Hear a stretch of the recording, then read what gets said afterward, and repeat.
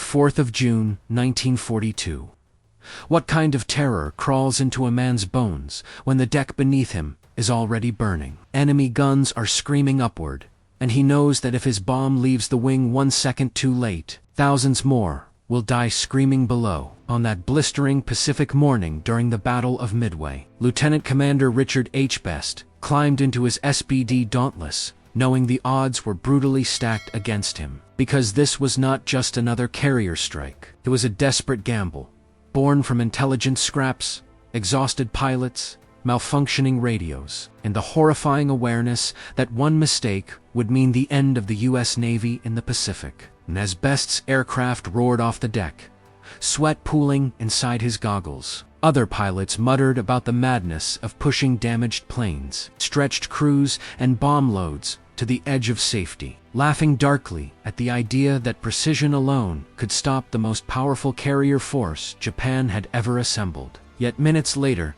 that laughter would die forever, along with 3 enemy ships, because Best was about to carve history into steel and fire, in a way few men ever have. As his squadron found the Japanese fleet almost by accident, after hours of flying over empty ocean, fuel gauges bleeding downward like hourglasses of death, nerves shredded by the silence.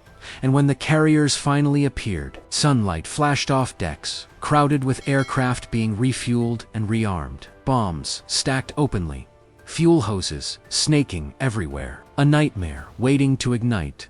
And as Japanese fighters clawed upward and anti-aircraft fire stitched the sky with black bursts, Best made the split-second decision that defined the battle, breaking formation to attack the carrier, knowing full well that diving alone meant drawing the full fury of the ship's guns. The scream of wind tearing at his plane as he plunged almost vertically, the cockpit shaking so violently he feared the wings would rip free, tracer rounds ripping past close enough to hear, fragments of shrapnel punching through metal. And in those seconds, he was not just a pilot, but a man confronting the raw horror of modern war, where death is loud, fast, and merciless. And when he released his bomb at barely 1,500 feet, far lower than doctrine advised, it slammed into Akagi's deck and detonated among armed aircraft, triggering a chain reaction so violent that crewmen were vaporized instantly. Others burned alive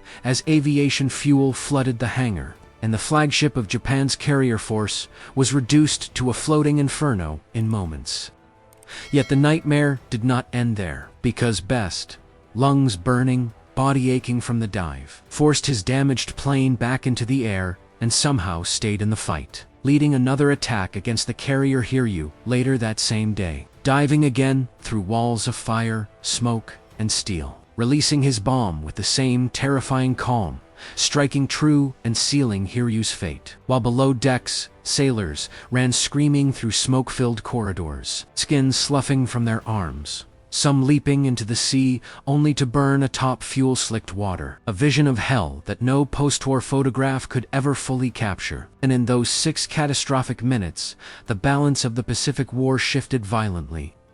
3 Japanese carriers mortally wounded, an elite naval air arm shattered, and an enemy offensive stopped cold, all because a handful of exhausted men refused to break under pressure that would have crushed most humans. Yet Best paid for it, in ways victory parades never show, because the extreme strain of repeated high-speed dives ruptured blood vessels in his lungs, leaving him coughing blood, barely able to breathe, quietly dying, even as the battle raged on.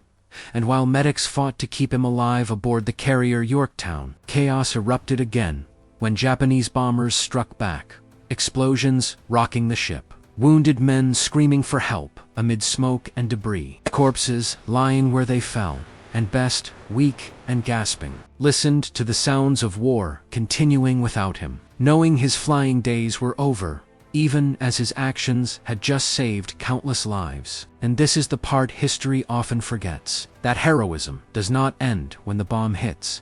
It continues in the aftermath, in the sick bay, reeking of blood and antiseptic, in the quiet realization that the war would go on without you, that your body had been broken by the very act that made you legendary. And yet, without that decision, without that so-called reckless dive, without ignoring fear and doctrine and self-preservation, the Pacific might have burned very differently, because Midway was not won by overwhelming force, but by moments of terrifying clarity amid chaos, by men like Richard Best, who flew straight into death and did not flinch. And as you picture those burning decks, the screams trapped inside steel hulls, the smell of fuel and flesh mixing under a merciless sun, ask yourself this haunting question that still echoes through naval history.